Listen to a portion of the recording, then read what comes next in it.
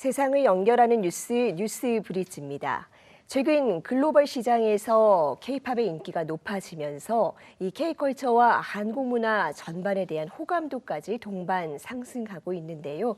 지난주 한국 문화와 K-팝을 동시에 알리는 페스티벌도 성황리에 끝마쳤다고 합니다. 오늘은 K-팝과 전통문화의 협업에 대해서 동아방송예술대학 심희철 교수와 이야기 나눠봅니다. 교수님 어서 오세요. 예, 안녕하세요. 네, 지난주 열린 2024 K-링크 페스티벌에 굉장히 많은 관광객들이 참여를 했는데요. 이 K-팝 콘서트만이 아니고 전통문화 체험까지 굉장히 다채로운 무대가 펼쳐졌다고요. 네, K-링크 페스티벌은 이제 한국관광공사가 이제 한국 방문의 해를 기념해서 마련한 이제 페스티벌인데요. 이번에 해외 팬들만 10,000명 이상 이제 몰리면서 네. 역대급 규모였다고 합니다. 요즘 유행어 중에 K-팝 가수 보다가 어느새 한며든다라는 표현이 있거든요.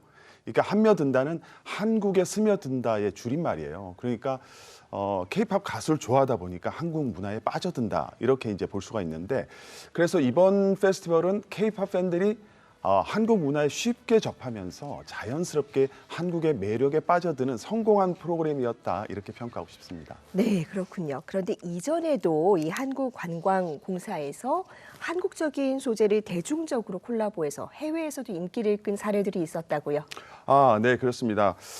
한국관광공사 유튜브 채널 굉장히 잘 만듭니다. 네. 전통과 문화를 굉장히 현대적 감각으로 잘 녹여내서 뭐 MZ세대도 인기도 많고요. 해외 팬들에게도 인기가 많아서 조회수가 상당히 높더라고요. 네. 그래서 특히 보면 이제 크로스오버 영상들, 요런 이제 류의 영상들이 인기가 좀 많은 편인데, 저는 개인적으로 이제 퓨전 밴드 이날치와 함께한 이 콜라보 영상이 상당히 인상 깊었어요. 그리고 그 밖에도 서울뿐만 아니라 이 지역의 특색, 또 지역의 어떤 전통 문화들을 굉장히 트렌디하게 잘 표현해서 참신했다 이런 평가들을 받고 있습니다. 네, 지금 영상으로도 조금 나왔는데 굉장히 재치가 있어 보입니다. 한국 문화와 K-팝의 협업도 빼놓을 수가 없는데 지난주 한글날에 또 의미 있는 콜라보가 있었다고요.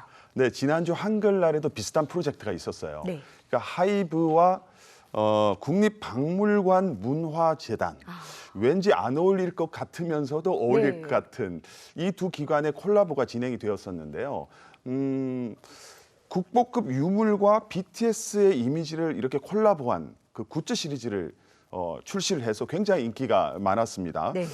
사실 MZ세대에게 전통 문화 하면 좀 어렵기도 하고 또 진입 장벽으로 느껴질 수도 있는데, 이 전통 문화를 트렌드하고 딱 결합을 하면 굉장히 힙한 문화로 느낀다고 합니다. 그러니까 좀 앞서 나가는 문화로 느끼는 거죠. 그래서 이런 이제 콜라보 작업들은 전통 문화의 대중화에 기여를 하고 있다 이렇게 볼 수가 있습니다. 네, 전통 문화도 힙해질 수가 있다. 말씀을 듣고 보니까 전통 네. 문화가 요즘 많이 유연해진 느낌입니다.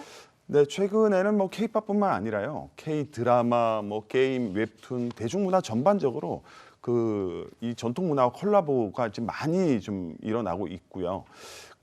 이렇게 볼 수 있습니다. 이제 과거에는 전통 문화 딱 그러면 지키고 보존하고 유지하는 데 주안점을 뒀다면, 요즘은 좀 사용하고 널리 알리고 이렇게 할 수 있는 방향으로 좀 바뀌어가고 있다고 볼 수 있거든요. 그래서 여기에는 뭐 K-팝의 역할이 사실상 컸다 이렇게 볼 수가 있고요. 결국은 코리아 브랜드 상승에도 기여를 했다 이렇게 볼 수 있는데, 최근에 K-문학에도 괄목할 만한 성과가 있었잖아요. 네. 노벨 문학상을 받았는데, 그렇죠. 네네, 그런 것도 좀 무관치 않아 보입니다. 네. 네, 그렇군요. 그렇다면 전통과 대중문화의 크로스오버 사례가 K-팝 시대 이전에는 어떤 방식이었을까요? 대중음악에 있어서 크로스오버 역사를 보면 그 원조격으로 요즘도 많이 리메이크되고 있는 곡입니다. 한 번 보고 두 번 보고 자꾸만 보고 싶네. 네. 신중현의 미인이라는 곡인데요. 네. 당시에 이제 기타를 통해서 그 한국의 오음계, 가야금의 선율을 아주 기묘하게 멋지게 이렇게 표현을 해서 굉장히 앞서 나간 시도였다 이렇게 평가를 받고 있고, 그 다음 세대는 우리나라 최초로 국악가요를 선보인 분이에요. 86 아시안게임, 88 올림픽에서 한국의 굉장히 아름다운 선율을 대중음악으로 접목을 해서 세계 시장에 소개한 김수철의 이제 음악이 있었고, 네.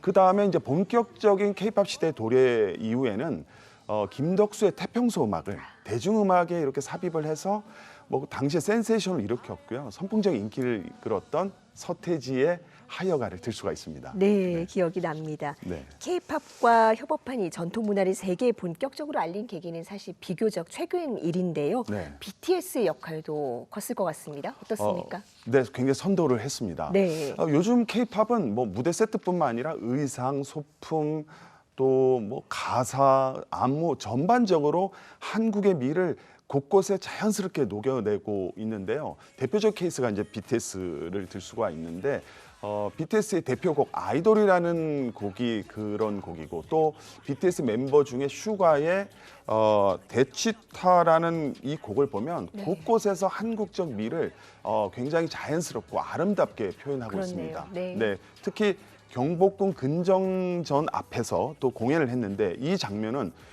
해외 언론의 집중 조명을 또 받기도 했습니다. 네, 앞으로 이 K-팝을 통해서 한국의 전통 문화를 처음 접하게 되는 외국인도 많을 것 같은데요. 네. 과제 뭐라고 보십니까? 일각에서는 뭐 전통 문화를 또 어떻게 보면 원형이 좀 변형된다고 해서 이런 콜라보를 좀 반대하기도 합니다. 네. 뭐 일리 있는 얘기라고 생각이 들고요. 그러나 앞에서도 얘기했듯이 지금 시대는 좀 활용하는 또 대중화되는 이런 시대로 좀 바뀌어가고 있습니다. 사실 전통 문화와 대중 문화는 맥을 같이 하고 있고 뿌리가 연결된다고 볼 수가 있거든요. 뭐 한국의 판소리라든지 서구의 오페라 같은 경우도 과거에는 시장이나 거리에서 공연을 하던 대중문화였어요. 그래서 지금은 대중문화와 이 전통 문화를 투 트랙 전략이 좀 필요할 것 같습니다. 너무 이분화돼서 바라보지 않고 이제 각각 좀 상생할 수 있는, 좀 융통성 있게 서로 공생할 수 있는 이런 방향으로 좀 모아가는 그런 지혜가 필요하지 않을까 이렇게 생각을 합니다. 네, K-팝이 이제 세계 무대에서 우리 전통을 알리는 전도사 역할까지 하고 있는데요. 전통과 현대의 융합이 콘텐츠 시장의 또 다른 진화를 이끄는 원동력이 되기를 바랍니다. 교수님 오늘 말씀 고맙습니다. 네, 감사합니다.